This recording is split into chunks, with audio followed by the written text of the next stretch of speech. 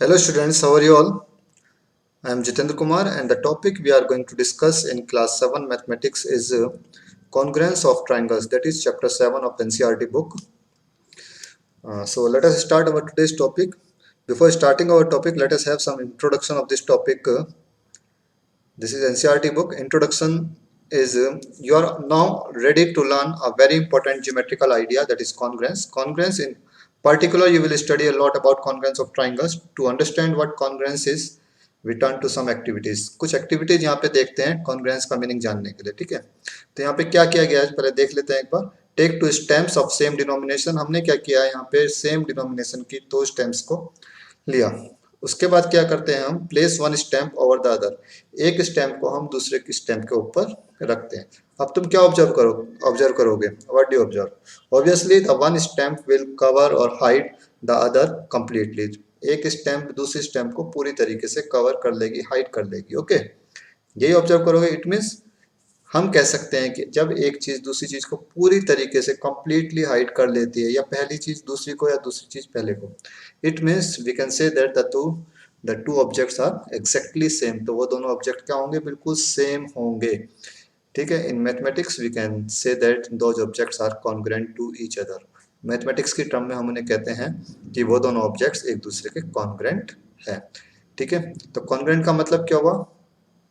when two or more objects are exactly same in each respect. ठीक है, each respect कब से मतलब है यहाँ पे in all respect means shape and size. ठीक है, having same shape and size. अगर उनका shape और size same है then we can say that the objects are congruent to each other. तो हम कहेंगे कि वो objects कैसे हैं, congruent. ठीक है, तो one stamp covers the other completely and exactly. This means that the two stamps are of the same shape and size. उन दोनों स्टैम्प्स की जो शेप और साइज है वो बिल्कुल सेम है. Such objects are said to be congruent. Mathematics में हम इन्हीं ऑब्जेक्ट्स को कॉन्ग्रुएंट ऑब्जेक्ट्स कहते हैं. ओके, यानी कि दो चीजें जो सेम होती हैं बिल्कुल शेप और साइज में, then we can say that those objects are said to be congruent. ठीक है, यहाँ पे कुछ एग्जांपल्स दिए हुए हैं. Can you now say if the following objects are congruent और not? Shaving blades of the same company. Obviously same company के जब तुम सेविंग ब्लेड्स परचेज करोगे तो वो बिल्कुल कॉन्ग्रुएंट होंगे. Sheet of the same letter pad. Same letter pad की जो शीट्स होंगी बिल्कुल कॉन्ग्रुएंट होगी. ठीक है, similarly biscuits in the same packet में जो बिस्किट्स होंगे that are also too congruent. Toys made of the same mould. Same mould से जो ऑब्जेक्ट्स बनेंगे, टॉयज बनेंगे, वो भी एग्जैक्टली सेम होंगे. Then we can say that all these are congruent objects. ये सभी जो है कॉन्ग्रुएंट्स होंगे एक दूसरे के. ओके, नाउ अभी हम टॉपिक स्टार्ट करते हैं आज का. यस, दिस कॉन्ग्रुएंस मीन्स क्या हुआ, हमने जो डेफिनेशन यहाँ से आइडेंटिफाई की, the relation, wait a minute, this is class 7 chapter 7 congruence of triangle. The relation of two objects being congruent is called congruence. तो कॉन्ग्रुएंस का मतलब क्या है कि किन्हीं भी दो ऑब्जेक्ट्स का कॉन्ग्रुएंट होने का जो रिलेशन होता है, ठीक है, दैट इज कॉल्ड कॉन्ग्रुएंस. उसी को हम कहते हैं congruence. Okay, suppose we have two objects and they are identical in all respect. अगर हमारे पास दो ऑब्जेक्ट्स हैं और वो आइडेंटिकल हैं, कैसे हैं बेटा, identical. Identical in all respect, that is having same shape and size. उनका शेप और साइज सेम है, then we can say that the objects are said to be congruent. तो हम कहेंगे कि वो ऑब्जेक्ट्स कैसे हैं, कॉन्ग्रुएंट. मेरे ख्याल से समझ में आ गया होगा topic.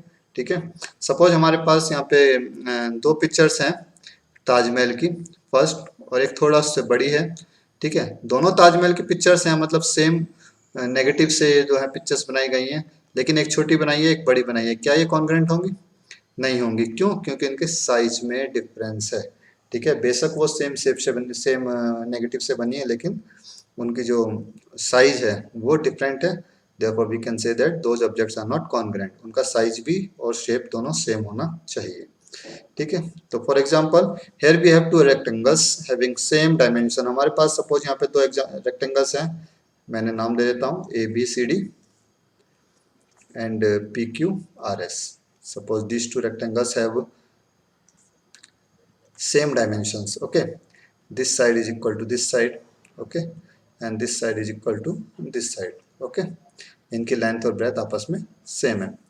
Hence we can say that these rectangles are identical and are congruent to each other. तो हम कहेंगे कि ये दोनों रेक्टेंगल्स कैसे हैं, आइडेंटिकल हैं और एक दूसरे के कॉन्ग्रुएंट भी हैं. ओके। अब कॉन्ग्रेंट को हम किस तरीके से रिप्रेजेंट करते हैं, हाउ डू वी रिप्रेजेंट कॉन्ग्रेंट्स, और इसका आइडिया जो है हम कहाँ से स्टार्ट करेंगे इस चीज़ को वो देख लेते हैं पहले एक बार। Congruent representation of congruent figures को रिप्रेजेंट कैसे करते हैं, पहले रिप्रेजेंटेशन देखते हैं। व्हेन टू फिगर्स से f1 and f2 are congruent, suppose हमारे पास दो फिगर्स हैं, we have two figures and are congruent, वो दोनों कैसी हैं, congruent, then we will write it as, हम उसे लिखेंगे कैसे, f1, और ये हमारा कॉन्ग्रेंट का सिंबल हुआ, ठीक है। इस f1 is congruent to f2 and read as, इसे रीड कैसे करेंगे इस पार्ट को, f1 is congruent to f2, okay, f1 f2 के कॉन्ग्रेंट है, ठीक है। This is the symbol to represent the congruent, ठीक है, कॉन्ग्रेंट्स, कॉन्ग्रेंट्स को रिप्रेजेंट करने का ये सिंबल होता है, ओके। तो ध्यान रखना इस चीज को इक्वल टू बनाकर और उसके ऊपर हमें इस तरीके से बनाना होता है, ठीक है। तो this is the symbol of congruence. ना कॉन्ग्रेंट लाइन सेगमेंट्स क्या होती हैं, कॉन्ग्रेंट लाइन सेगमेंट्स क्या होंगे, obviously when the two line segments have same dimension, same length, ठीक है, then we can say that the those line segments are congruent, वो line segments कैसी हैं, congruent, okay. If two line segments having the same length they are congruent, तो उस case में वो congruent होगी। कन्वर्सली अगर हम बात करें, also if two line segments are congruent, अगर दो लाइन सेगमेंट्स कॉन्ग्रेंट हैं then we can say that they have same length, ठीक है, समझ में आया भी, अगर उनकी लेंथ सेम है लाइन सेगमेंट्स की तो वो कॉन्ग्रेंट होंगी, और अगर वो कॉन्ग्रेंट हैं तो हम कह सकते हैं कि उनकी लेंथ जो होगी वो सेम होगी, सिंपल, ठीक है।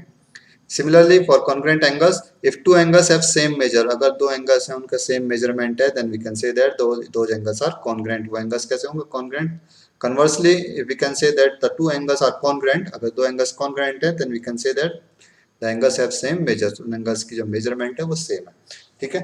उनकी साइड चाहे कितनी भी हो, उनकी आर्म्स की लेंथ कितनी भी हो, इट इट डजेंट मैटर, उनका मेजरमेंट सेम होना चाहिए। मेजरमेंट का मतलब है कि अगर suppose one of the angle is 40 degree, then another angle should be of 40 degree, दूसरा एंगल भी 40 डिग्री का ही होना चाहिए, क्लियर है। आर्म्स की लेंथ कुछ भी हो उससे फर्क नहीं पड़ता। नाउ आगे चलते हैं, congruent triangles, this is important for us, ये हमारे लिए इंपॉर्टेंट है, कॉन्ग्रेंट ट्राइंगल्स को ध्यान से समझना है बेटा, ठीक है, मोस्ट इंपॉर्टेंट है, 9th क्लास में भी पढ़ोगे इसके बारे में थोड़ा सा। टू ट्राइंगल्स आर कॉन्ग्रेंट, दो ट्राइंगल्स कॉन्ग्रेंट होते हैं, कब होते हैं, if they are copies of each other, जब वो एक दूसरे की कॉपी होते हैं, एग्जैक्टली सेम होते हैं। अब ट्राइंगल्स की अगर बात करें तो ट्राइंगल्स है टोटल 6 पार्ट्स, अगर हम ट्राइंगल्स की बात करें टोटल 6 पार्ट्स होते हैं, 3 sides and 3 angles, 3 sides and 3 angles, it means if two triangles have each of the sides are equal to each other, ठीक है, दोनों ट्राइंगल्स की अगर जो साइड्स हैं आपस में क्रॉसपेंडिंग साइड्स अगर इक्वल हैं, then we can say that the triangles are congruent, ठीक है। अगर ट्राइंगल्स की साइड्स इक्वल हैं, their angle must also be equal, तो उनके एंगल्स भी इक्वल होंगे, ठीक है, कॉरस्पॉन्डिंग एंगल्स, ठीक है। They cover each other exactly, तो इसमें कहा गया है when two triangles are congruent, दो ट्राइंगल्स कॉन्ग्रेंट कब होंगे, if they are copies of each other, जब वो एक दूसरे की कॉपीज होंगे, एंड व्हेन सुपरपोज्ड मीन जब एक के ऊपर हम दूसरे एंगल ट्राइंगल को रखेंगे, दे कवर ईच अदर एग्जैक्टली, तो वो एक दूसरे को एग्जैक्टली कवर कर लेंगे, तब हम कहेंगे कि वो दोनों ट्राइंगल्स कॉन्ग्रेंट होंगे। लेकिन ये तो प्रैक्टिकल हो गया ना, अब ट्राइंगल्स को कट करके एक के ऊपर एक रख के देखना तो थोड़ा टिपिकल काम है ना। तो हमारे पास कुछ क्राइटेरिया हैं, we have some criteria to show two triangles are being congruent, ठीक है, वो दो ट्राइंगल्स अगर कॉन्ग्रेंट हैं तो उसके लिए कुछ क्राइटेरिया हमारे पास हैं, उनको क्राइटेरिया क्या है अभी हम डिस्कस करेंगे आगे, ठीक है। If under a given correspondence two triangles are congruent, अगर किसी correspondence रूल्स के अकॉर्डिंग दो ट्राइंगल्स कॉन्ग्रेंट होते हैं, then their corresponding are parts means their angles and sides that match one another are equal, ठीक है, वो भी आपस में corresponding पार्ट्स कैसे होंगे, इक्वल होंगे। Suppose this two triangles are congruent means triangle A B C is congruent to triangle P Q R, ठीक है, suppose triangle A B C is congruent to triangle P Q R, ये दोनों triangles congruent हैं। बेटा नाम पे जरा ध्यान देखना, नाम से ही सब कुछ हो जाएगा, ठीक। मैं यहाँ पे लिख के बता देता हूँ, ये एंगल सपोज इस एंगल के इक्वल है, ठीक है, ये एंगल इस एंगल के इक्वल होगा, यहाँ पे देखो ए एंगल पी एंगल के इक्वल होगा, बी क्यू एंगल के इक्वल होगा, और C corresponding angle angle R के इक्वल होगा। सिमिलरली अगर साइड की बात करें तो ए बी इक्वल होगा पी क्यू के, B C will equal to Q R and A C will equal to P R. ध्यान रखना इस चीज़ का, ठीक है। This angle will equal to this angle and this angle will be equal to this angle. अब sides की बात करते हैं तो this side will equal to this side, this side will equal to this side, और ये side equal होगी इस साइड के। करस्पॉन्डिंग वर्टिसेस क्या क्या है यहाँ पे, A is corresponding vertex of P, B is corresponding vertex of Q and C is corresponding vertex of R. यहाँ पे मैंने मेंशन भी किया, A is corresponding to P, B is corresponding to Q and C is corresponding to R. Similarly angles, angle A is corresponding to angle P, angle B is corresponding to angle Q and angle C is corresponding to angle R. Okay, if in these two congruent triangles, इन दोनों congruent triangles में corresponding vertices कौन कौन सी हैं, A and P। Okay, मैंने ये बताया A and P, ठीक है। थोड़ा नीचे ले लेते हैं, yes. B and Q, B and Q are corresponding vertices. Similarly, C and R, C and R also corresponding vertex. Now corresponding sides are AB and PQ. AB side AB is corresponding to side PQ, side BC is corresponding to side QR, and side AC is corresponding to side PR. Okay, and the corresponding angles are angle A and angle P, angle B and angle Q, angle C and angle R. These are the corresponding angles. Okay, अब देखो नाम लिखने का बिल्कुल ये ध्यान रखना कि बेटा अगर मैंने ए बी सी नाम लिखा है तो दूसरे ट्राइंगल का नाम पी क्यू आर होगा। इसी ट्राइंगल का अगर मैं नाम यहाँ पे ए बी सी की जगह बी ए सी लिखता हूँ, देन करस्पॉन्डिंग नेम क्या होगा, कॉन्ग्रुएंट ट्राइंगल का जब साइन बनाएंगे यहाँ पे कॉन्ग्रुएंट का, तो करस्पॉन्डिंग नेम होगा, बी मैंने पहले लिखा है तो यहाँ पे क्यू पहले आ जाएगा, क्यू पी आर। ओके, ध्यान रखना, तो नेम करस्पॉन्डिंग होना चाहिए बिल्कुल। When we write the name of the triangles, congruent triangles, their name should be corresponding, their corresponding parts, corresponding vertex एक साथ लेने हैं, ध्यान रखना। क्राइटेरिया क्या है, अब क्राइटेरिया की बात करते हैं। Criteria for congruence of triangles, criteria for congruence of triangles, there are total 5 criteria to show 2 triangles being congruent. हमारे पास टोटल 5 क्राइटेरियाज हैं जिससे कि हम ये दिखा सकते हैं कि 2 ट्राइंगल्स कॉन्ग्रुएंट बन सकते हैं, ठीक है। ठीक है, there is no necessary condition to show all sides and all respective angles, corresponding angles should be equal. हमें जरूरी नहीं कि सभी साइड्स और सभी एंगल्स में मतलब 6 की 6 चीज़ें हमें दिखानी है इक्वल, ऐसा नहीं है, ठीक है। हम किन्हीं भी 3 चीज़ों को इक्वल दिखा करके, करस्पॉन्डिंग 3 पार्ट्स को हम इक्वल दिखा करके ट्राइंगल्स को कॉन्ग्रुएंट दिखा सकते हैं। वो करस्पॉन्डिंग 3 पार्ट्स कौन कौन से हैं हमारे पास, वो इन क्राइटेरियाज में पता लगेंगे। First one is SSS, SSS represent means side side side. Suppose all the sides of one triangle is equal to the corresponding sides of another triangle, ठीक है। किसी भी एक ट्राइंगल की साइड, corresponding sides दूसरे ट्राइंगल की corresponding sides के equal हैं, then the triangles are congruent। उस केस में ट्राइंगल्स congruent होंगे। सेकंड है हमारा SAS, third one is ASA। A represent angle, side angle side, angle side angle, angle angle side, and RHS means right angle, R means right angle, H means hypotenuse and S means side। अब मैं एक एक करके सभी को discuss करूंगा, ध्यान से देखना, ठीक है, सभी criteria. First one is SSS, side side side.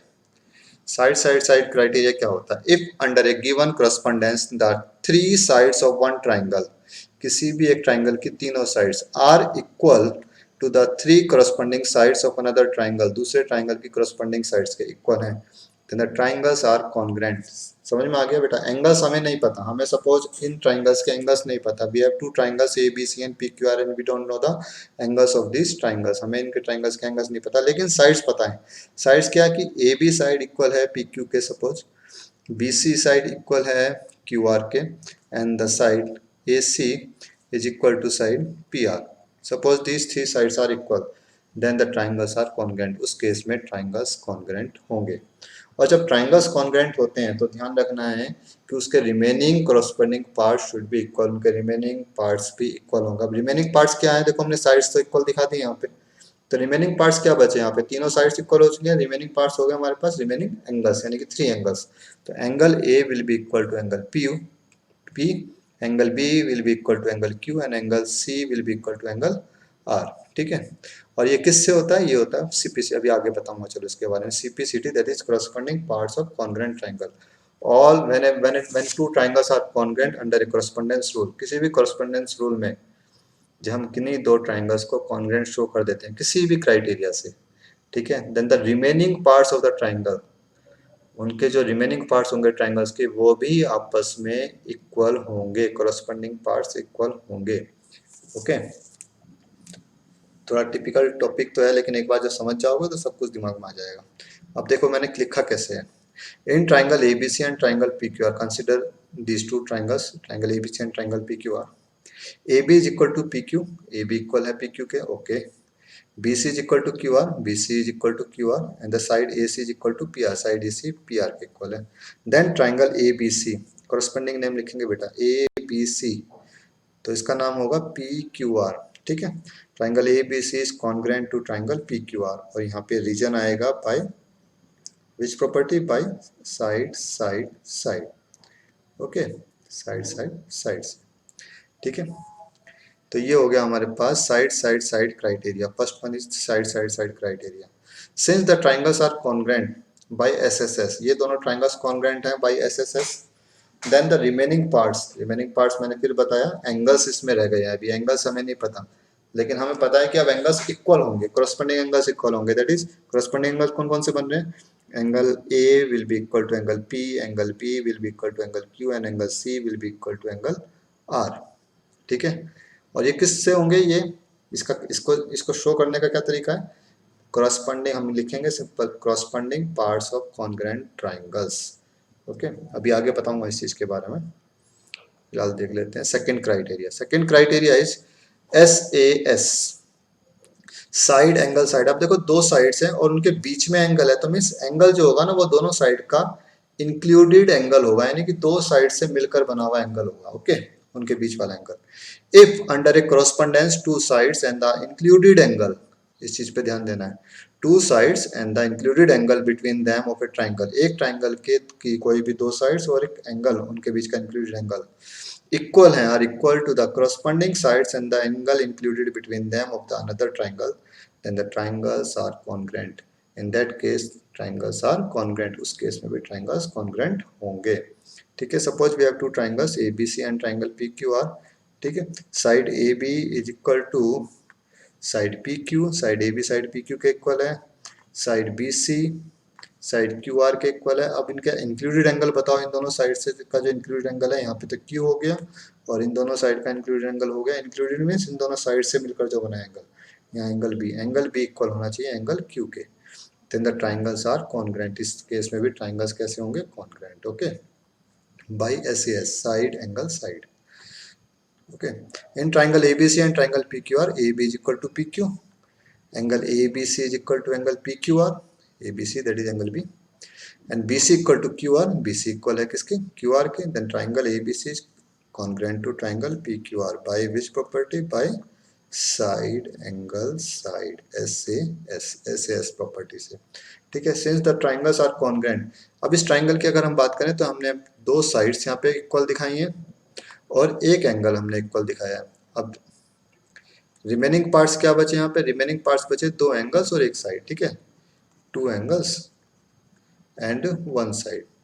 तो वो रिमेनिंग पार्ट्स होंगे वो भी इक्वल होंगे by CPCT, that is corresponding parts of congruent triangle, that is angle A will be equal to angle P and angle C will be angle equal to angle R and AC will be equal to angle side PR, okay.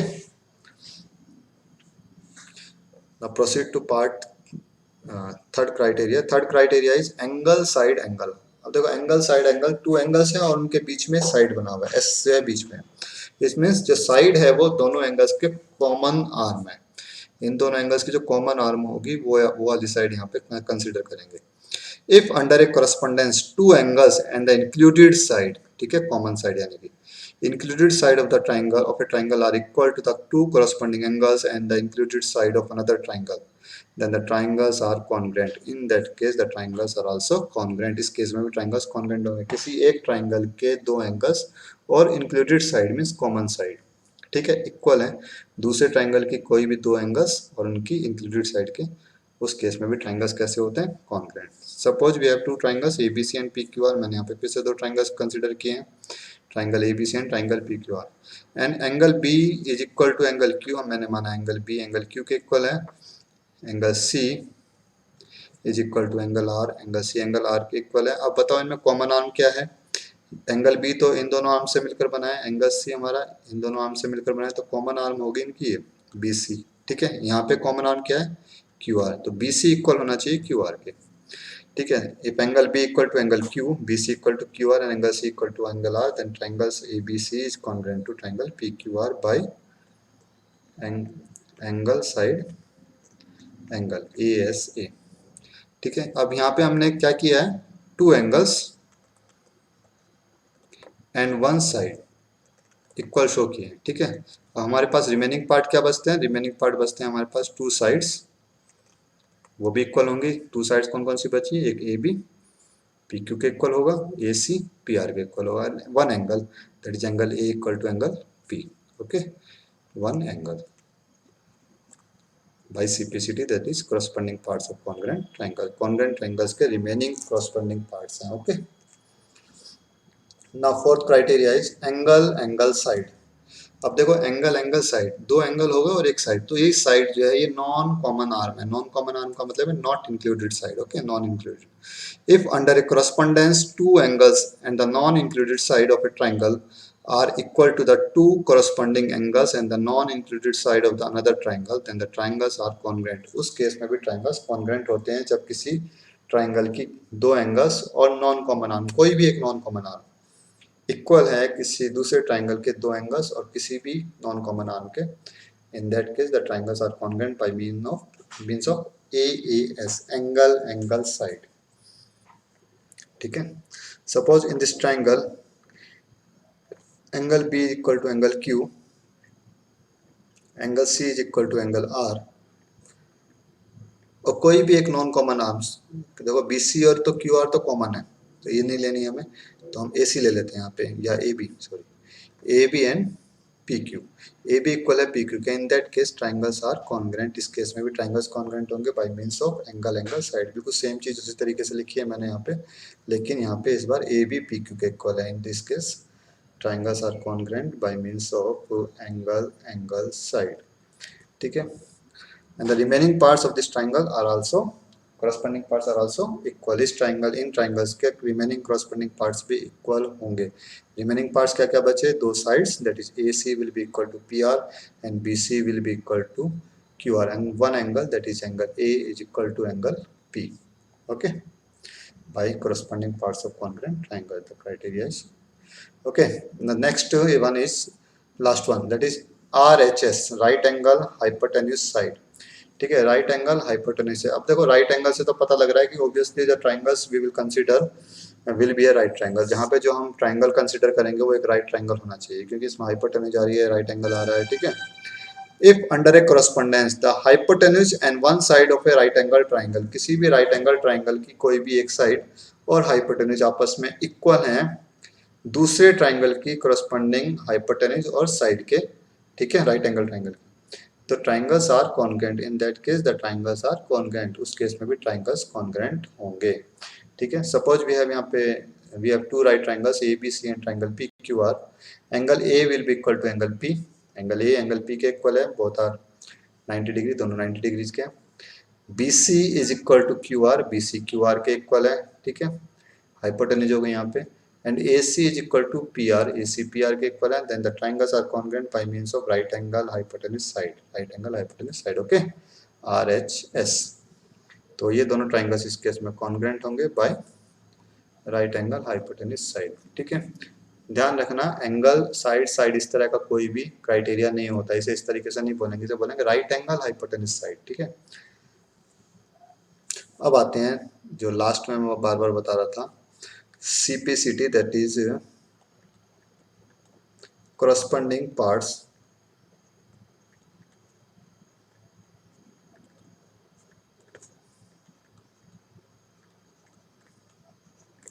of congruent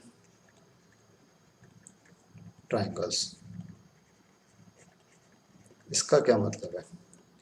ठीक है, तो हमारे 5 criteria अभी हमने पढ़े हैं। CPCT का क्या मतलब है? If two triangles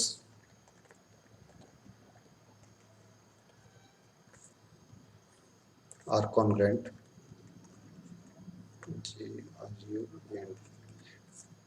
if two triangles are congruent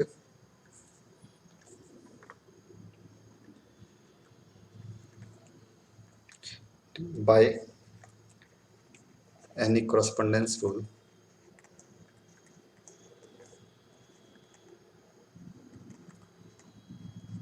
किसी भी correspondence rule का यूज करके कोई ट्राइंगल, दो ट्राइंगल्स कॉन्ग्रुएंट हैं, then the remaining parts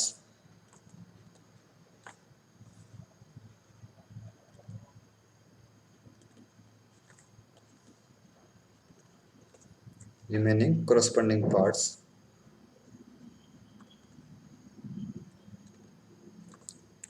of the triangles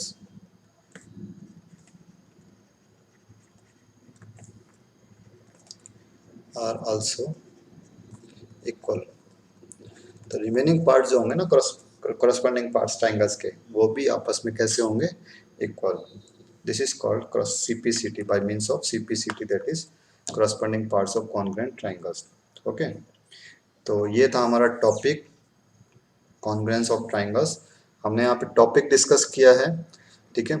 अभी हम एक्सरसाइज डिस्कस करेंगे नेक्स्ट वीडियो, ठीक है। नेक्स्ट वीडियो में हम डिस्कस करेंगे एक्सरसाइज पार्ट्स, ओके।